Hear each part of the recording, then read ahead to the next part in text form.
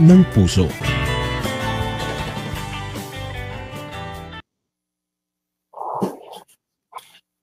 Magandang umaga, Chow Sang Hao at Ho Zaki sa mga tagapakinig natin dito sa DWBL 1242 kHz, ang himpilan ng serbisyo publiko.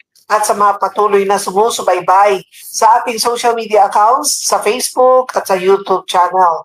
Ang iyong agarang serbisyo, lady, ay lubos na nagagalak na muling maging kabahagi ng iyong umaga, anuman oras kayo dyan sa inyong kinaroroonan.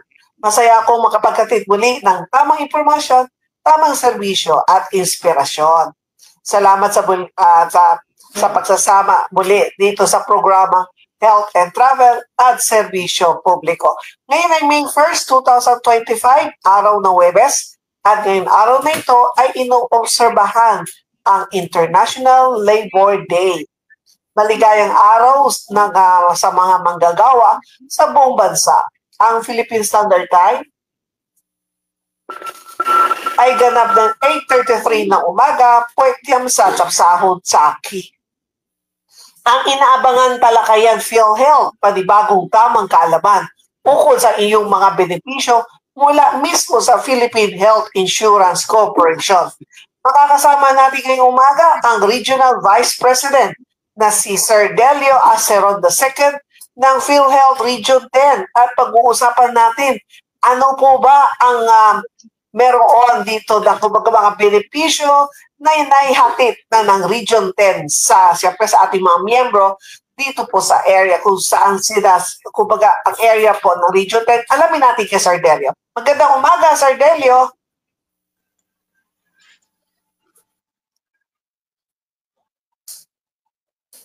Yes, magandang umaga po, Doc Hilda, at sa lahat po ng listeners and viewers ng Health and Travel. It's nice to be back. Kaya public service po tayo kahit na holiday po ngayong umaga. And happy Labor Day po sa lahat ng mga kapwa manggagawa sa 5 pribado o pampublikong mga ahensya sa buong Pilipinas. At Sir Delio, bigyan mo kami ng update, lalo na meron marching order ang ating PCEO, ang ating President and Chief Executive Officer na si Dr. Edwin Mercado regarding sa dito sa mga return to hospital o mga denied claims kung saan ay gusto niya Dr. Edwin na ito ay maasikaso kagad.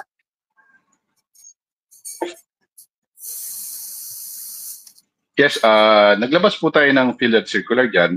Yan sinasabing flexibility on claims na kung saan na-reconsider po ng ating PhilHealth Board yung mga na-file ng ating mga accredited private and government hospitals na ang rason lamang o ang deficiency ng kanilang claims ay yung na-file ito beyond the prescribed 60 days na submission ng claims.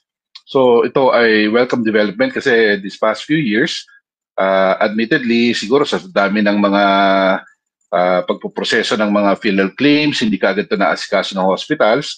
Kaya may mga claims po tayong na-deny na ang main reason lang ay it was filed beyond 60 days. So ang PhilHealth, siyempre, we recognize na ang mga hospitals kailangan ng needed funds para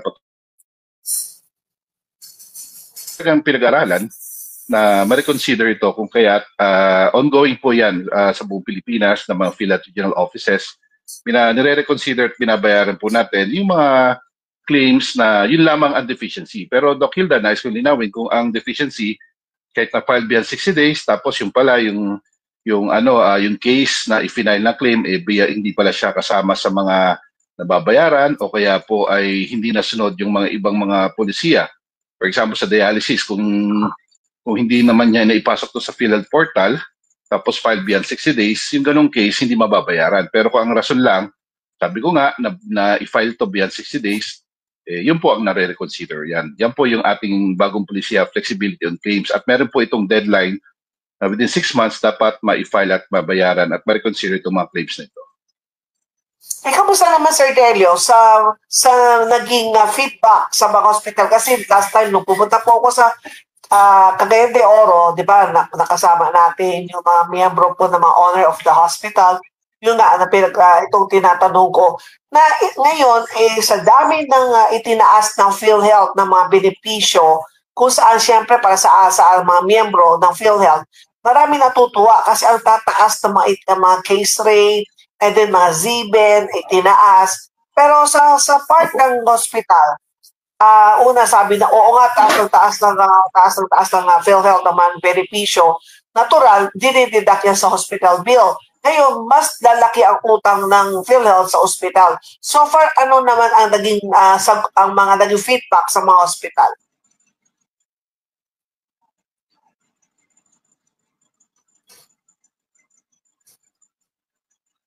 Medyo napuputol po kayo, Doc. Ano po yung So, ano ang naging feedback po ng hospital sa mga case rate and the mga ZBEN na itinaas ng PhilHealth kung ang tingin nila, o nga tumaas nga ang mga benefits na binibigyan ng PhilHealth. Ibig sabihin, mas lalaki ang utang daw ng PhilHealth sa kanila.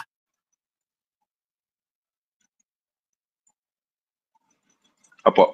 Well, tama naman po yan kasi lumaki po yung benefits na ibinabayad natin. Siyempre, mga hospitals, malaki yung magiging collectible nila. Pero ang nais natin ipaalam sa ating mga partner hospitals, both private and government, ang PhilHealth, may mga polisiya tayo na nire-review natin. Nag-strategize po ang bawat regional offices paano mababayaran ng mas mabilis. In fact, ang marching order nga sa amin is kung kaya mabayaran ng 7 days ang good claims ay pipiliting gawin.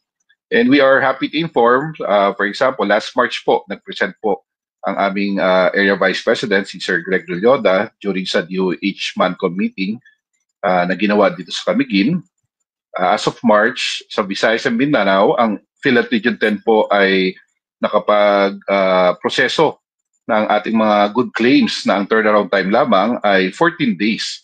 So kami po ang pinakamabilis sa Visayas and Mindanao as of March na within 14 days ay nababayaran ang ating mga partner hospital. So that's equivalent to 2 weeks. So mabilis po yun. Kaya at ang maganda dyan, hindi lang naman po Region 10 ang ganon, pati yung mga ibang regional office ay talagang nag-improve na bumaba sa halos 20 to 25 days talagang nababayaran agad ang ating partner hospitals. Yan po. At sa mga naman, syempre ang pinakamagandang balita, ang una-una, natanggal na po ang 45 days na yung sa confinement, diba? Yung 45 days. So, yung iba hindi nila naintindihan eh. Ano po ba yung sinasabi na ito po ba yung 45 days doon sa kung siya ay meron di ba 90 days sa ating sa dalawa, 45 para sa miyembro, 45 sa kanyang dependent. So, ito ay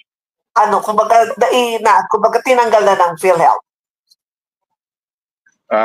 Yan, magandang balita po yan. Kasi ang PhilHealth, hindi lang po mga benepisyo ang tinataasan. Ganun din po yung mga polisiya na sa tingin namin ay mukhang nakakahinder sa mga members natin na nagkakaskip na hospital na nade-deny ang claims nila kasi exhausted yung kanilang benefit allowance kada taon.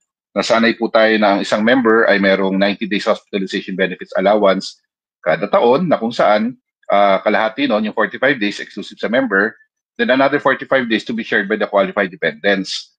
Para lang mas maintindihan natin mga listeners and viewers, dati kasi ang na-exempt lang po dyan ay mga dialysis patients. Na ngayon, from 90 days, 156 sessions na po ang nasasagot. So that is way beyond the 45-day session. Pero ang magandang balita dyan, na-lift na po yung 45 days limit. So ibig sabihin, ang member, kung siya po ay makonfine ng dalawang buwan, so that is way beyond 45 days, hindi na siya makaka-avail after the 46th day of confinement. So ngayon, wala na pong limit. So kung ang pamilya mo ay ngayong taon ay naging masasakitin si nanay, ang kanyang mga anak 20 anos pababa, talagang magagamit ang PhilHealth. So yan po yung mga magandang development po sa ating polisiya. Nilift na po yung 45 days limit allowance na benepisyo para sa members and qualified dependents.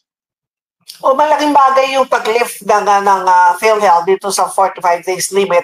Dahil meron akong kakilala na siya ay merong breast cancer at late na niya sinabi, so kailangan meron siyang every week may cleaning, and then ang daming ginagawa sa kanya. Yung 45 days for a cancer patient, talagang mauubos agad. So ito isang magandang balita sa mga pasyente. And then may isa pa, kapag sila ay nagkasakit, at sila ay sabihin natin, nakaroon sila pneumonia, and then after that, the following month, inatake na naman, pumasok naman sila sa ospital. So ito ay makakapag-avail na rin sila.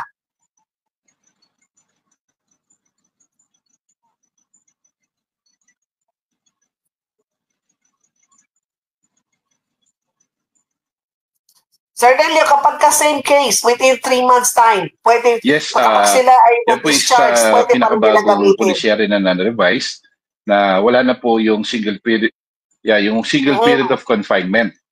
Yung single period of confinement po, sabi mo nga, pag na-confine na ospital ka, January 1, halimbawa, due to pneumonia, dating polisiya, mako-cover ka lang after 90 days.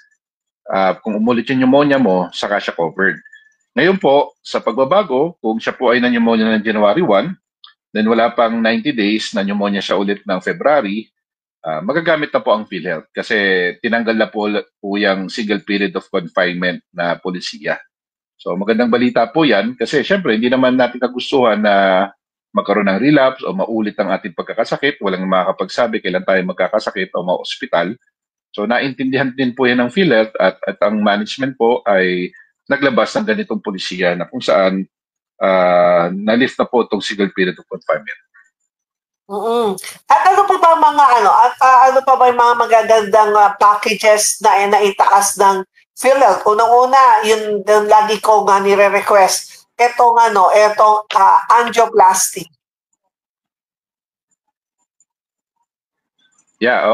Example po sa sakit sa puso, yung percutaneous coronary intervention o yung PCI, dati po 30,300 yan.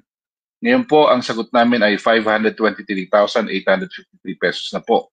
Ganun din po, cardiac rehab. Dati hindi po siya covered. Ngayon po, covered na po siya, 66,140. Then yung fibrinolysis, 133,500. Yan po ang ating case rate amount. And marami rin po tayong mga binagong mga benepisyo na tinaasan, tulad na nabanggit nga kanina, yung pneumonia. Pag high-risk pneumonia po, dati po ang ating bayad ay 32,000 lamang, pero ngayon po umaabot na po siya ng 90,100 pesos ang ating case rate package. Ganun din po sa bronchial asthma, another good example, from 9,000, itinaas na po ito to 22,488 pesos. And sa mga lolo't lola o kung sino man na mayroong katarata, dati po 16,000 po ang ating case to 20,200 up to 187,000 pesos ang ating cataract. Kasi Doc Hilda, almost 95% ng ating mga case rate packages na 9,000 kasi yan na iba't ibang klaseng medical case o surgical cases, nagkaroon siya ng 95% increase na po. At malaki-laki na po talaga ang ating nakukover. Bagamat yun po, kaya nga salamat sa pagkakataong ipaalam nito sa ating mga membro na pag sila'y nagkasakit na ospital, mas mararamdaman nila ang tulong pinansyal ng PhilHealth kasi nga po mas malaki na ang ating support value pag kayo po'y nagkakasakit at na ospital. Actually nga, yung 500 pesos per month o 6,000 a year, kung sila'y nagkasakit, isang gamitan lang yung 6,000 niya nabawi. Pero syempre wala naman may gusto na mabawi yung kanilang binabayaran sa PhilHealth. Sino naman gusto magkasakit, diba? Pero yun na pangalan ng PhilHealth mismo, kaya PhilHealth Insurance. So dapat talagang tayo sa mga hindi pa miyembro po ng PhilHealth, kung kayo ay may trabaho o kayo ay self-employed, mas maganda po talaga na kayo ay meron pong kumbaga itong miyembro po kayo ng PhilHealth. Dahil ang dami po talaga benepisyo ang inilabas ng PhilHealth at marami pa. At Sir Delio, aside from meron pang isa pang magandang balita. Kapag sila ay bigla napasok sa emergency room, meron din sila makukuha ang benepisyo. Kasi dati-rati, kailangan more than 24 hours kapag sila ay na-admit. Pero ngayon, sila ay, ano naman magandang balita, kapag sila ay naitakbo sa emergency room? Yes, yan po yung isang mga bagong benepisyo na inilabas ng PhilHealth. Itong emergency room package kasi syempre, dati dapat malagpas 24 oras para ikaw ay magkaroon ng coverage. Dahil limited lamang po yung ating outpatient tulad ng mga minor surgical procedures na may bukol ka, tatanggalin, yan, covered po yan. But now, yung emergency room package, ako naniniwala, malaking tulong ito sa mga kababayan natin kasi pag masama na yung kondisyon, syempre, mapapanik tayo. Akala natin, ano na nangyari sa mahal sa buhay natin, itatakbo kagad natin sa emergency room. And syempre, doon i-assess. May mga cases kasi na di naman pa pala siya dapat ma-admit agad. Kaya siya nagkakaroon ng triage. So, dito sa emergency room package, yung mga gagawing procedure sa kanya, ngayon, nako-cover na, naglista po ang PhilHealth na may nakukuha na kasi nung ako years ago nung na ER ang isang kamag-anak, mahina yung 7,000 pesos na ilalabas mo eh. Pero nebulize lamang siya saka inobserbahan. So, yan po yung magandang balita. Depende po kung anong gagawin sa kanya. May mga lista po ng mga coverage ang PhilHealth under the emergency room package. And aside from that, yung sa mga kidney transplant na dati-rati, may mga mas malaking cash out ang pasyente pero ngayon itinaas naman ng PhilHealth para dito sa kidney transplant na mula sa how much dati?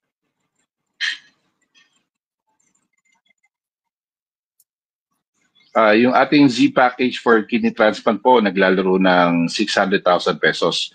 Isa po yan sa malaking benefits na binabayaran natin. Ngayon po, pag ang donor ay live donor, naglalaro na po siya sa 1 million.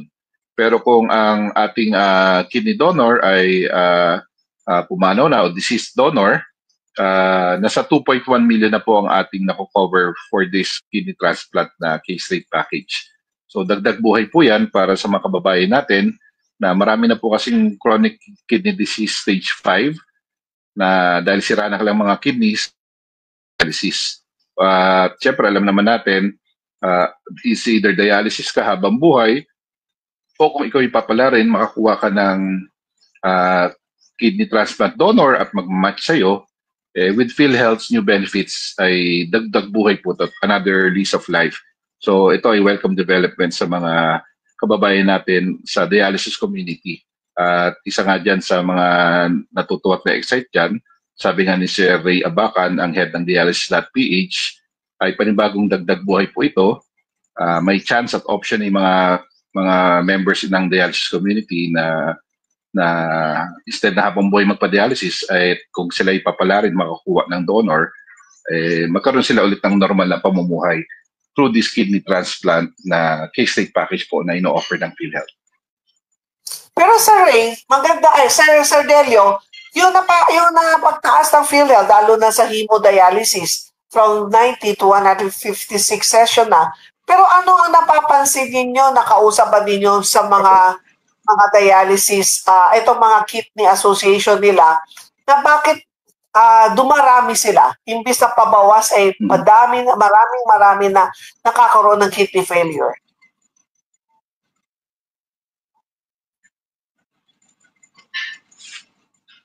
Yes, dumarami nga po ang mga nadadialysis pa rin ngayon. Marami po kababayan natin ang nasisira ang kanilang mga bato. Marahil dahil hindi nila alam na high blood na sila, tumataas na blood sugar level nila, which leads to diabetes. At pag na-diabetes tayo, mas lumala ang kondisyon natin, eventually it will lead to pagkasira ng ating mga bato o chronic kidney disease stage 5.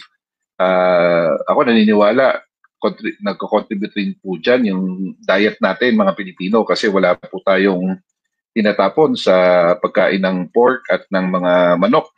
Diba? Halos yung mga balahibo na lang nga ang hindi natin kinakain, mga Pinoy. Masyado tayong creative. Diba? So yung mga matatabat, maaalat na pagkain, I believe it contributes. Then yung mga personal case, kakilala ko, dahil hindi siya nagpapatingin sa doktor, Sa kaibigan siya naniwala na sabi, pag nagkakaroon ka ng arthritis o gout, ito inumin mo, antibiotics. Siyempre, alam naman natin, ang antibiotics dapat doktor lamang ang nagre-reseta niyan. Nakasama. Kaya anong nangyari, ginawa niyang maintenance for 6 months ang isang antibiotic na gamot, which led to his kidney na nadurog at na-damage. Kaya ngayon, sa murang edad, nagda-dialysis na siya.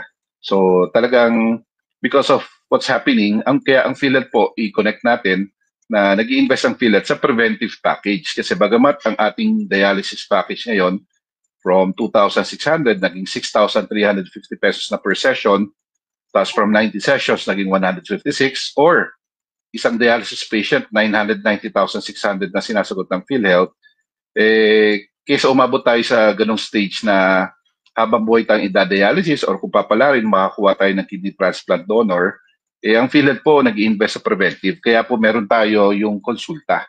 Kaya buong Pilipinas, ang mga regional offices ay agresibong nakipag-ugnayan dahil nakita natin na ang mga Pilipino hindi sanay magpatingin sa doktor, akala natin.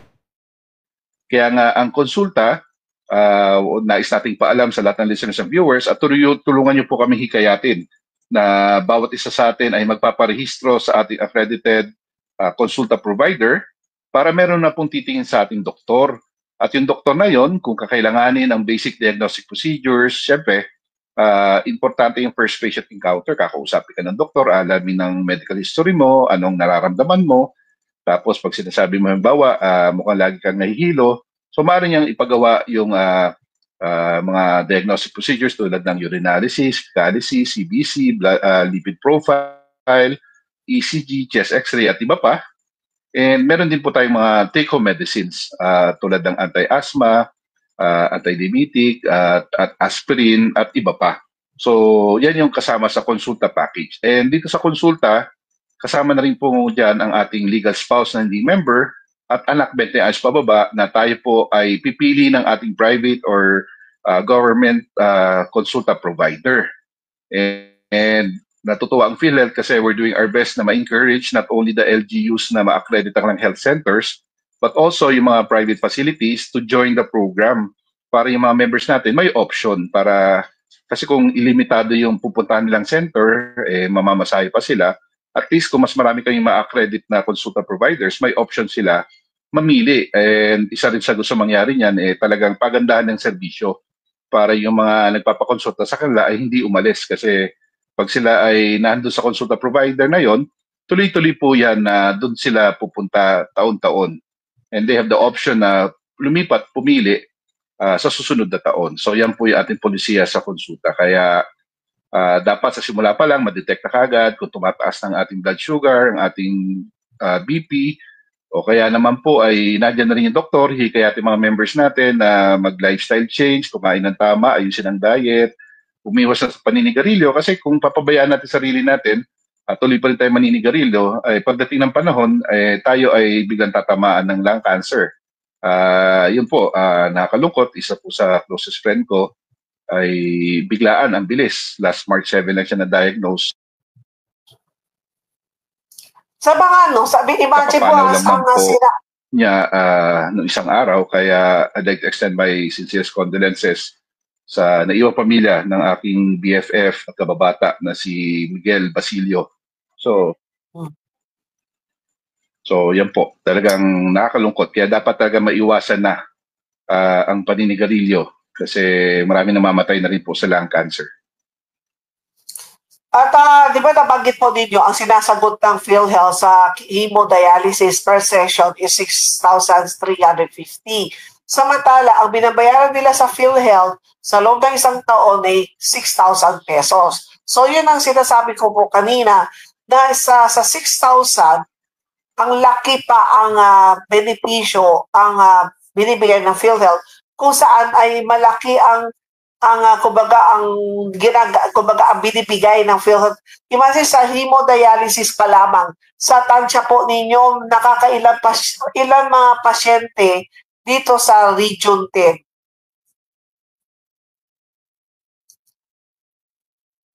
Yan, medyo na mina ang signal ni Sir Delio Acero dahil siya po ay nasa Cagayan de Oro. Yan po, Sir Delio, sa tansya po ninyo, gaano karami ang nagpapahemodialysis dito sa Region 10? Approximate lang. Hindi ko makuha yung exact number, pero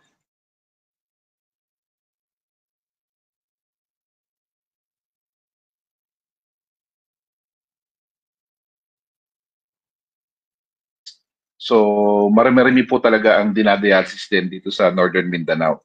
So isipin niyo po, yan ang pinakamalaking naibayad namin as of the end ng 2024. 1.1 billion was paid to all the facilities para sa mga dialysis patients natin. So ganun po kadami ang nagdadialysis. Every year ito ay nagdadagdag. Kumbaga nagdadagdag ang number of patients nagpapahemodialysis every year instead na naka-steady ba siya o pababa. Pero ay for sure hindi pwede pababa kasi lifetime na yan eh. So every year nakikita po ninyo na merong increased number of patients undergoing hemodialysis. Yes, kaya nga isa yan sa ginagawa ng dialysis.ph at ibang mga dialysis NGOs na kailangan pala ng information campaign and timing ang konsulta kasi kailangan talaga umiwas na tayo, magkaroon tayo ng lifestyle change, diet natin para hindi masira ang ating kidneys. Kasi pag napabayaan natin, yung iba nga dyan, bata pa lamang, hindi nila alam, high blood na sila or magugulat sila, sumama pakiramdam, kailangan i-dialysis na sila. So talagang yun nga, ako naniniwala talagang contributory ang lifestyle saka yung diet nating mga Pilipino at higit sa lahat kaya meron tayong konsulta, kailangan prevention kasi hindi tayo nagpapa-check up kung maliliwanagan tayo at masasabihin tayo agad ng ating mga doctors, magaguide tayo na mukhang kailangan mo ng magbagong lifestyle kasi it will lead to diabetes. Marami po tayong mahihilig sa mga matatamis o kaya mahilig tayo sa mga desserts o mga cake na matatamis. Pag naging lifestyle po natin yan, talagang maaring magkaroon tayong diabetes di ba? Minsan sa huli ang pagsisisi. Kaya ang PhilHealth po, yan ang kampanya natin, nagkaroon ng paradigm shift, magkaroon ng pagbabago sa kaisipan at pananaw na ang pagpapacheck up sa isang doktor ay hindi gastos. In fact, prevention to para hindi tayo habang buhay na magkasakit at magkaroon ng problema sa kidneys at madialysis habang buhay. So talagang kaya hinihikayat natin ang mga members natin na sila ay magpakonsulta na, mamili na sa kanilang healthcare provider na konsulta accredited. Pwede silang mag-check sa website o kaya pwede silang assisted by the PhilHealth personnel sa mga local health insurance office o kaya po mag-seek ng assistance. Kasi sa portal lang po, pwede na magpalista ang isang member Marami pong paraan. Kaya yan po ang kampanya. Kaya marami kami ay yan ang ginagawa. Bumababa sa mga barangay, may pag-usap sa mga local chief executives, siguro after the elections, back to coordination tayo sa mga LGUs. At kung kailangan ng 1 week registration sa bawat city, bawat probinsya, yan po yan sa isang mga strategies na gagawin natin sa Northern Mindanao para masigurado na lahat ay nakarehistro na sa konsulta.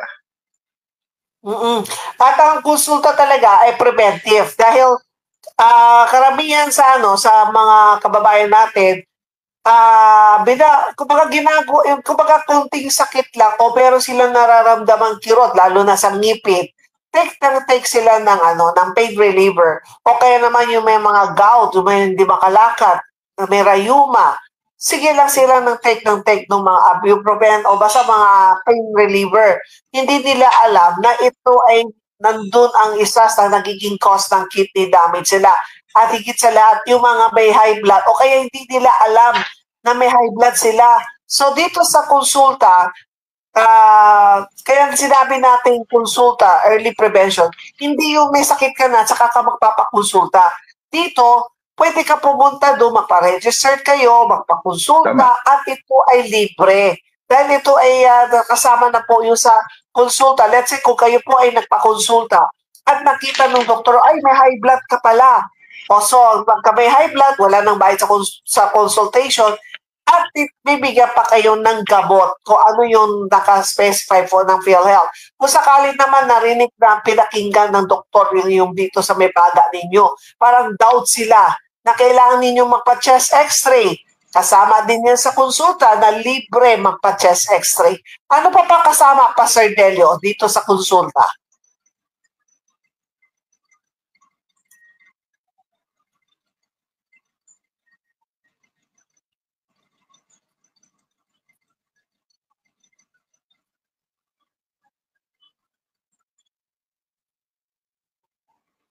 Well, aside dun sa titingnan po tayo ng isang accredited consulta provider na doktor, meron tayong basic diagnostic procedures na binibigay, nabanggit ko kanina, urinalysis, lipid profile, CBC, chest x-ray, and sasama na ngayon ang mammogram and ultra. So kasama ang mammogram. So ngayon mataas ang marami po talaga ngayon na merong breast cancer. So ngayon libre ang konsulta sa PhilHealth kapag siyempre mga doktor na kapag chine-check up kayo at nakita nila o nakapa nila, uy, parang may bukol ka. So pwede na rin po kayong magpa-mammogram. Marami hindi nagpapa-mammogram dahil kumbaga ang sabi nila ay wala kaming kakayahan na magbayad para sa mammogram. So dito sa PhilHealth konsulta, kasama din po yan. So ang konsulta, kapag po kayo ay regular member po ng PhilHealth at dati meron na po yung PhilHealth number, ninyo pumili kung saan facility gusto ninyo. Katulad dito sa Manila, let's say kung gusto ninyo ng Chinese General Hospital and Medical Center, pwede po kayo pumunta sa Chinese General Hospital and Medical Center, tanongin mo na saan ang kanilang konsulta office. And then pagka pumunta po kayo sa konsulta office, magparehistro lamang po kayo. At sabihin po ninyo ay yung PhilHealth number, magparehistro kayo. And then, syempre kailangan ng first patient encounter. Interviewin kayo ng doktor, alamin nila ang yung health condition. And then kapag nakita ng doktor na kailangan mo mag-x-ray kasi parang sabi kasi tatanungin na nakapag-chest x-ray ka na for how many years. Pag never ka pa nagpa-x-ray, yun ang unang kadalasan. Sasabihin ng doktor, magpa-x-ray ka na at ito walang bayad. Kung sakali naman, nakita naman doon sa x-ray ninyo na kailangan ninyo ng gamot. So, kasama sa konsulta, may mga gamot na ibibigay sa inyo. Kapag nakita naman na hindi nyo alam na kahit hindi porke na, kasi ngayon, sa panahon ngayon, at the age of 30, 40, 50, meron nang nakakaroon ng high blood. So, dito sa konsulta, kapag kayo nagpakonsulta at na-check ang yung blood pressure, makikita nila, ay, ikaw pala ay meron high blood. So, ito magre-reseta na si doktor at bibigyan na kayo ng gamot dito sa konsulta facility. So, ang maipapayo ko talaga sa ating mga miyembro, kayo po ay magpalista na po sa kung saan facility gusto niyo, konsulta facility. Kasi kung ako po ay dito po ako sa Chinese General Hospital and Medical Center, kasama po ako dito sa konsulta kung saan marami na po ang nagpaparehistro at marami na po nagpapacheck up. Kasi kapag naagapan natin, mas hindi kayo mahihirapan at mas hindi kayo gagastos. Lalo na ito sa breast cancer na to. Marami na po ako nakakausap, humingi ng tulong kung saan ko sila pwede i-refer. Pero minsan nung lumapit na sila sa akin at parang nakaka-depress o feeling ko, bakit ngayon ka lang nagsabi sa akin? Bakit ngayon ka lang nagtanong sa akin? O bakit hindi mo tinanong sa akin kung saan ka maaaring magpa-check up? Nung sinabi na sa akin, may kumbaga yung breast niya, may sugat na. Sabi ko, naku, bakit hinintay mo? Tapos, hindi mo ba nakakapa na may bukol ka? Meron, ang sagot nila sa akin, meron daw siya nakakapa. That was during the COVID years. And then sabi niya kasi takot daw sila. And then yung iba naman ayaw magpa-mammogram, ayaw magpa-check up kasi natatakot. Kapag sabi daw niya, pag hindi ako nagpa-check up, feeling ko normal ako, wala akong sakit. Pero once nagpa-check up na ako at sasabihin ng doktor na, oy, meron ka pala ganitong sakit, ganyan sakit, ganito dapat mong iti-take ng mga gamot. Gagastos lang ako. Alisin po ninyo, mali po yan ang klaseng mentality. Kung mas maaga kayo nagpapa-check up, mas maaga pa ng iyong sakit. Kaya ayan po, at nagbabalik na po dito si Sir Delio. Sir Delio, kanina binabanggit ko po ang kahalagan ng nagpapa-check up talaga. Kaya dito sa konsulta, malaking bagay ito sa ating mga kababayan na malaman kaagad. Kung meron silang, yung iba, hindi nila alam, ay may sakit na pala siya, may high blood na siya. Dito, madidetect na kaagad, malalaman na kaagad ng PhilHealth. Yes, yan po ang direction ng PhilHealth, preventive and early detection. Kasi maganda sa simula pa lang, maagapan na.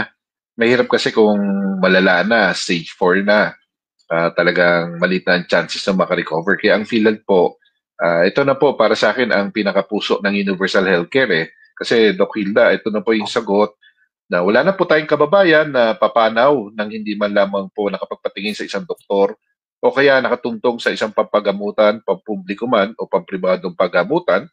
Dahil sa konsulta po, talagang aagapan natin po yan, konsultasyong sulit at tama.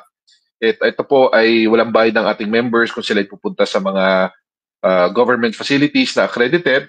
Kasi pag nagpunta sila sa private facilities, maaari po mag-charge ng konting out of pocket pero may limit lamang po yan. So binibigyan po natin ating members ng option. Siyempre, marami pong pupunta kung saan libre. Pero yung mga members natin na ayaw naman may pagsiksikan, kaya kung may mga private facilities po na accredited, pwede rin sila doon magpalista. So yan po talaga ang kampanya. Kaya kami pong lahat ng mga regional offices ay busy sa pakipag-usap sa mga private and government facilities na sila po ay maging accredited na consulta provider. And busy rin po ang PhilHealth para pag-unayan sa mga stakeholders, sa mga employers, sa mga co-ops, sa mga LGUs, na bumababa kami sa kasulok-sulukang barangay, dinadala natin dyan ang PhilHealth, sumasama kami para mairehistro ang ating mga members sa konsulta at magkaroon ng first patient encounter. Kasi mahalaga po na tayo ay member ng PhilHealth at accredited na konsulta provider ay nakarehistro na tayo.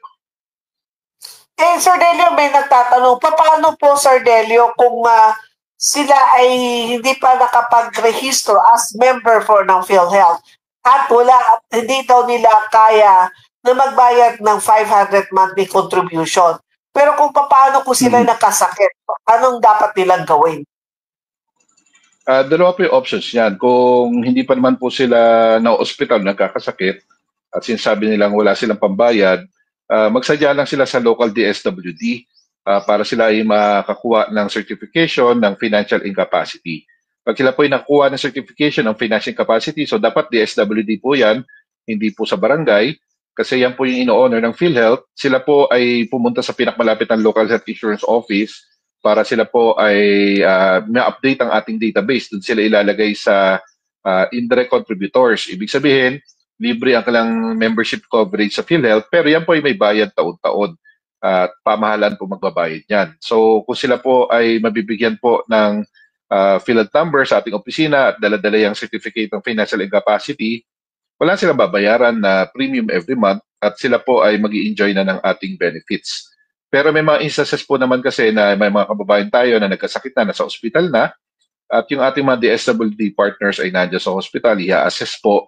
At kung sila po ay ma-assess na tunay na mahirap, sila po ay naipapasok pa rin. So, dalawa po yung option. During confinement, yan po yung point of care o point of service. And kung hindi pa naman po nako-confine, ay maasikaso pa agad yan, sila naman po ay pwedeng mairehistro ng PhilHealth sa indirect contributors. Basta sila po ay makasecure ng certificate of financial incapacity. Yan po. At meron kasi nagtatanong sa akin, Sir Delio, siya po ay, kumbaga, hindi siya nag-retire, nag-resign siya sa trabaho year 2018. So, nung time na nag-resign na siya sa trabaho, nasa bahay lang siya. At siya ay wala pang 60 years old. Na ngayon, nasa 57. Sabi ko, kung hindi ka na nagko-contribute, wala ka ng trabaho, nasa bahay ka lang, mas maganda, maghulog kayo as self-employed kasi mas maganda meron kang PhilHealth. Ngayon, pumunta daw siya dito sa PhilHealth, gusto niya magbayad ng kanyang contribution. Ang naging problema, Sir Delio, from 2019 to year 2025, pinapabayad siya with interest and penalty. Nasabi niya, bakit ako magbabayad? Wala man talaga akong trabaho. Nasa bahay lang daw siya.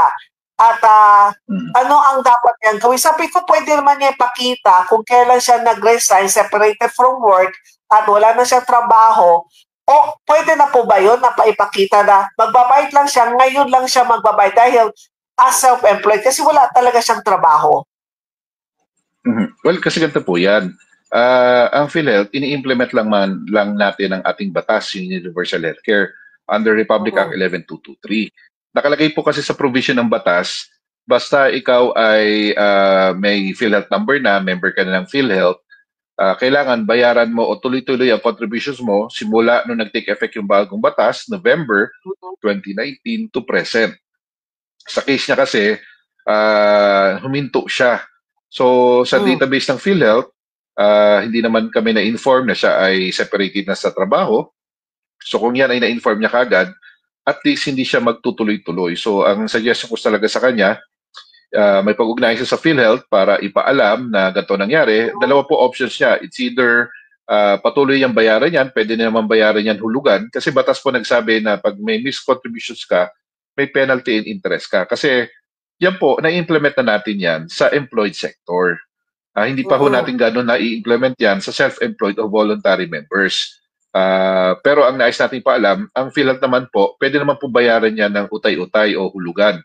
Then ang isang option naman din po, kung talagang wala siyang financial incapacity, ay pwede na po siya sana, bagit ko kanina, kumuha ng certification sa DSWD na siya ay walang kakayahan magbayad ng premium para doon na po siya mailagay sa indirect contributors. And yung pangatlong option, kung siya po ay may asawa, siya po ay wala ng trabaho, pwede siya maging qualified dependent na kanyang asawa. And kung dumating na po siya sa age of 60, so pwede na po siyang magsadya sa PhilHealth ulit. So kung siya po ay nagtrabaho at meron siyang hulog na at least 10 years, tapos 60 years old ka na, so pwede ka na mag-qualify as a lifetime member. Pero kung siya po ay walang sapat na 10 years na hulog, pero 60 years old na siya, doon naman siya sa senior citizen membership category dahil amiendahan po ang senior citizen na batas na libre na po ang mga senior citizens natin na hindi naghulog ng araw sa Medicare o PhilHealth at pamahalaan po ang nagbabayad taon-taon ng kailang membership. So talagang mga senior citizens sa PhilHealth ay hindi mapapabayaan. Tandaan natin, maaring 30 years ago hindi ka nagkakasakit o kaya ang ating mga mahal sa buhay ay hindi nagkakasakit. Pero syempre, pag tayo ay nakaedad na at sinigil na tayo ng ating lifestyle, magugulat tayo, bigla na lang magkakaroon na pala tayo ng cancer o kaya idadialysis na tayo. So, hindi natin masasabi. Kaya nga, ang PhilHealth ay social insurance. Mas magandang meron kang PhilHealth na masasandalan dahil nga lagi natin kampanya, Doc Hilda, hindi natin alam kailan tayo maaaring magkasakit o maaksidente. Kaya ang PhilHealth ay isang social health insurance na andyan, naka-standby. Na kung sakaling dumating yung pagkakataon na ayaw naman natin magkasakit at ma-ospital. Dahil mahal magkasakit at ma-ospital. And aside from that, hindi natin magagawa yung ating usual na gawain. Diba? Mahirap na maging masasakitin. Di lagi tayo nakahiga sa banig ng karamdaman. Kaya talaga ang PhilHealth, yan ang intensyon. Tayo po ay maging malusog. Tayo dapat ay nagpapakonsulta para prevention. Para po kung tayo ay mananatiling malusog na mamamayan, magiging productive tayo at hindi maapektuhan ang ating ginagawa sa araw-araw. And syempre, ang PhilHealth po kasi, para sa akin, ang tunay na serbisyo na binibigay natin ay financial risk protection o peace of mind. Na nandiyan ang PhilHealth, pag ako'y nagkasakit na ospital, may tutulong sa aking gastusin. At malinaw naman po na ang nagbibigay talaga ng serbisyo ay yung ating accredited government at private hospitals and doctors. Kung kaya't ang mandate ng PhilHealth, bayaran namin yung kanilang claims agad kasi nga financial risk protection. Ito po ay alinsunod sa gusto ng ating bagong President CEO, Dr. Edwin Mercado, yung kanyang battle cry na mabilis, patas, at mapagkakatiwala ang PhilHealth. Sabay-sabay po tayong babangon, ibabalik po natin ang tiwala ng ating mga members dahil nabugbog tayo ng iba't ibang issue eh. Para sa akin, bakit po laging nasasama ang issue ang PhilHealth? Well, kasi ang PhilHealth po kasi, lahat ng Pilipino ay miyembro. Pag may sinabi kang issue about PhilHealth, lahat ay napapatingin. Bata, matanda, mayaman, mahirap. Lahat po kasi tayo ay member ng PhilHealth. Filipinos here and abroad, kasali po sa programa. Palapit na ang eleksyon, so maraming nagagamit ang PhilHealth na isang paraan para po din ang attention ng mga members.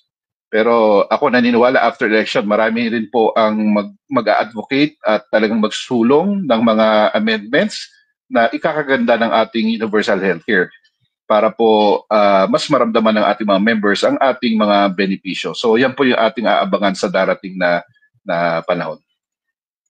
So, doon sa yung sa kapag kayo tinatanong ko kanina, kapag ka siya ay nakakuha ng kanyang separation from the company at talagang nagpapatunay na talagang umalis na siya sa trabaho at hindi na siya nagtrabaho dahil nasa bahay na lang siya.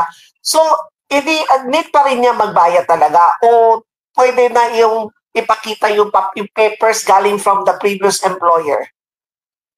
Kung naasikaso niyo po kaagad yan, at least nasabi kaagad sa kanya ng PhilHealth na, kasi halimbawa kung sumisweldo siya ng 100,000 a month, 5% po noon ang nakalagay sa batas. So di 5,000 a month ang kanyang dapat premium, 2,500 sa employer, 2,500 sa employee. Kung hindi siya nagsabi na siya ay nag-early retirement na or yung kumpanya hindi siya na-report sa PhilHealth, so si PhilHealth kakarga ng kakarga at na-expect na merong pumapasok na hulog under his name and under the company's name. So kaya dapat talaga nare-report yan. Kaya ang suggestion ko nga, yung mga members natin, pag sila ay separated sa work, dapat obligasyon ng employer yan i-report. Pero baka nakakaligtaan ng employer, kaya wala akong masama na kayo bumisita sa PhilHealth at mag-update at mag-amend ng inyong membership data record. Inform yung PhilHealth na PhilHealth, hindi na po ako nagtatrabaho sa A company, ako ay nag-early retirement na at ako ay sa bahay na lamang, para alam ng PhilHealth, para may option po yung members natin na mag-shift from employed sector to indirect contributors, kung siya talaga ay wala ng pambayad, o kaya mag-self-employed individual siya, voluntary, pero kasi doon sa ating membership data record, kailangan natin ilagay yung magkano na income natin. Kung sabihin niya na wala siyang sapat na income, maaari siyang bumaksak to sa 10,000 and below, so 500 a month. Yan po yung ating contribution table. Bagamat sabi ko nga, ang ating mga mababatas ay pinag-aaralan ang ating contribution table kasi from 2019 up to 2025, meron ng ginawang contribution from 2.5% magiging up to 5% yan. So hinintay natin kung come 2026 up to 2030 o 2032, magkano na ang magiging monthly contribution. May proposal na instead of 5%, pwedeng gawin to 4%, or 3% o 3.5%. So hintayin natin kung ano yung mga version, mga panukala ng ating mga senador at congressman. So abangan natin yan sa magiging bagong mga mahahalal na mga senador at congressman. So ibig sabihin sa mga sa ating mga viewers and sa mga listeners, kapag kayo ay kung kayo ay umalis sa kumpanya na huminto kayo, dapat kayo mismo po ang magre-report sa PhilHealth na kayo ay separated from work na. Kasi sabihin natin kung kayo may trabaho, ito ay depende sa how much yung sweldo na tinatanggap nyo times 5%.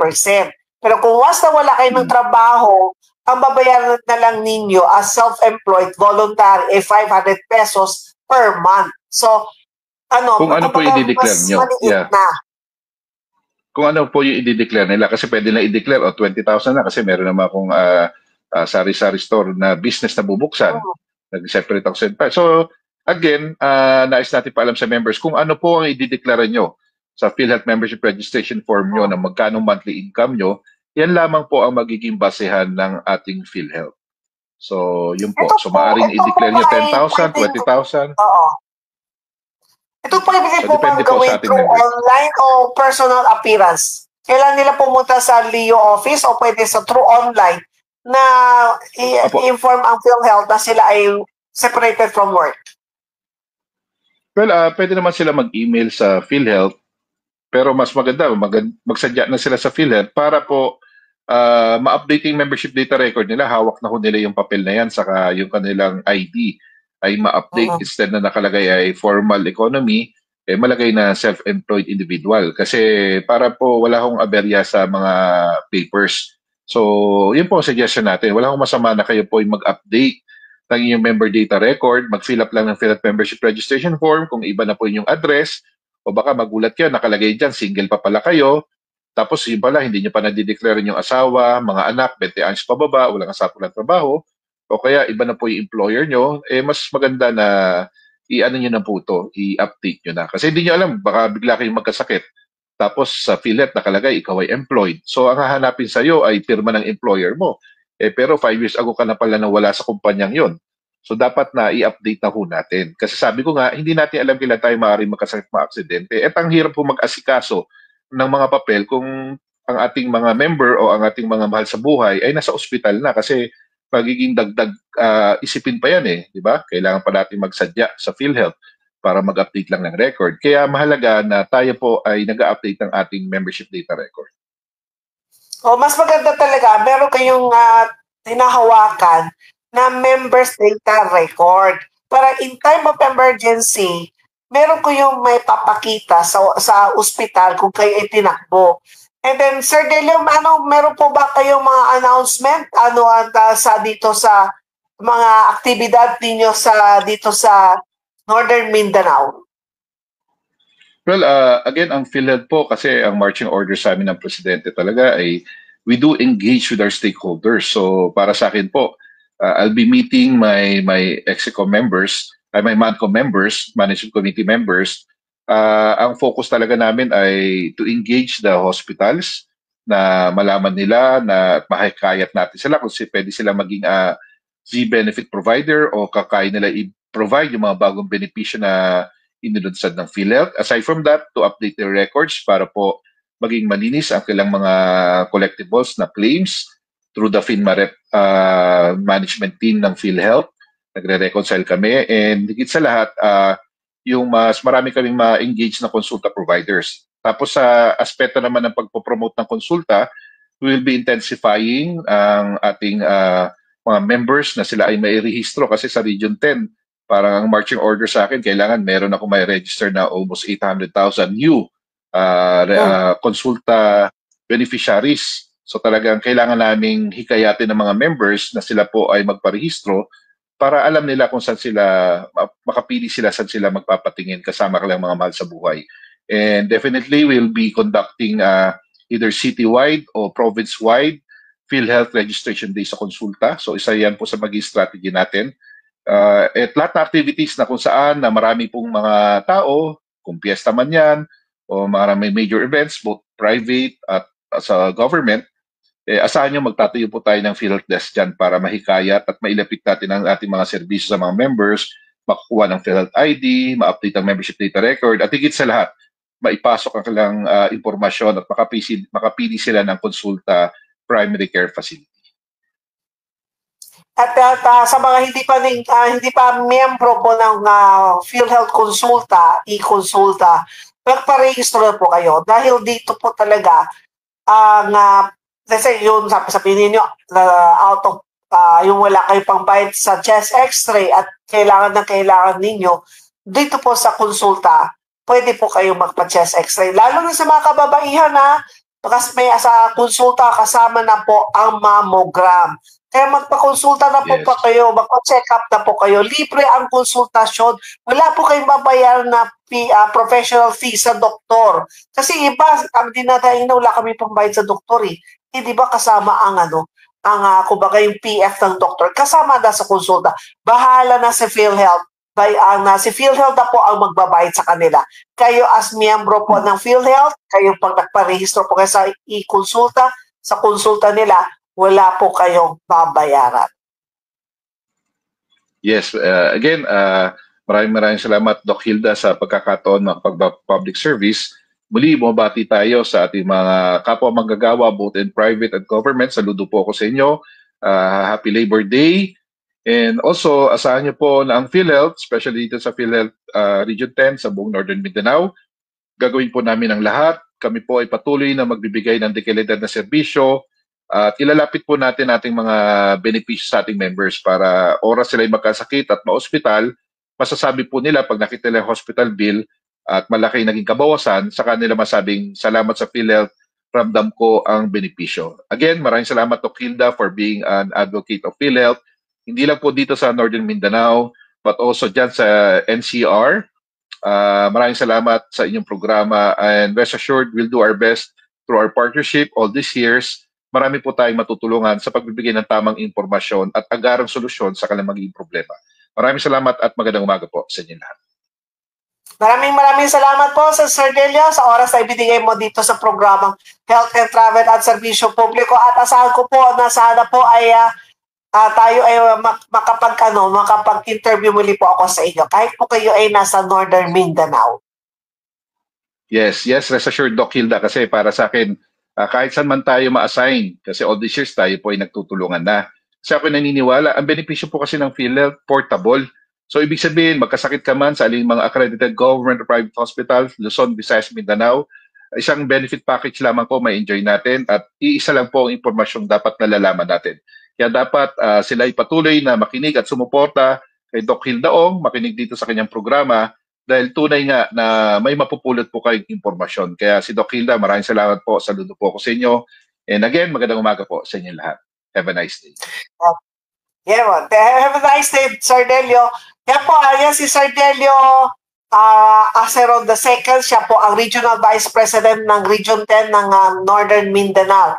Siya po yung dating action man dito po sa main office. Kaya nakita nung time nung nag-start po ako dito sa PhilHealth talakayan tungkol sa PhilHealth, si Sir Delio po siya yung sa action center. So siya yung nakilala natin action man. Kapag meron ako mga katanungan galing sa ating mga miyembro at hindi ko kaya sagutin kasi hindi po ako sumasagot kapag hindi po ako sigurado. Dahil ang gusto ko po, tamang impormasyon, maibigay po sa inyo.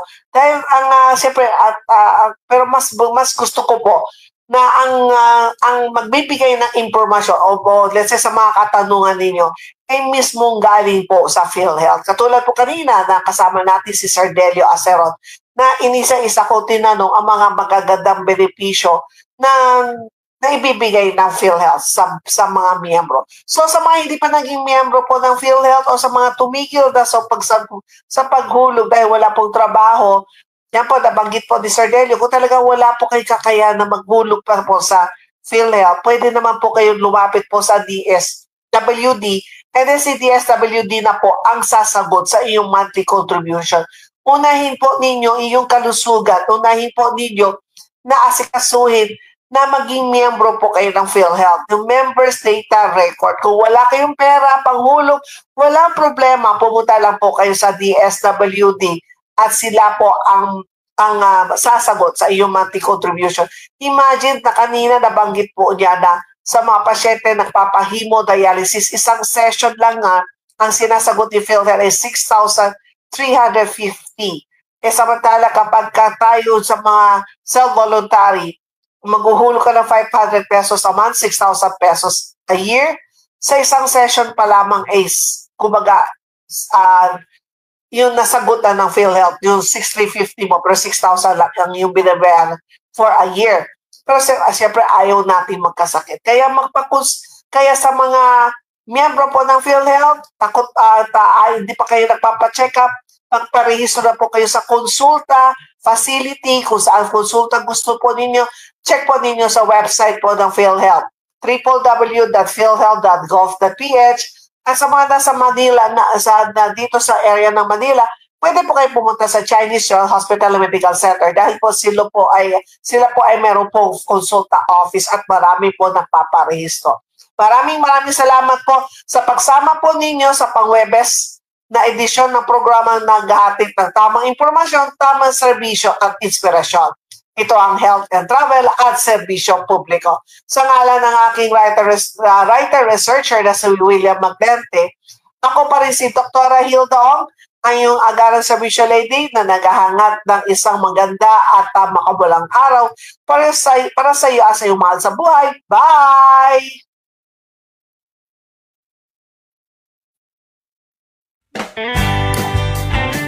Health and Travel at Serbisyo Publiko. Serbisyo Publiko with Dr. Hilda C. Ong.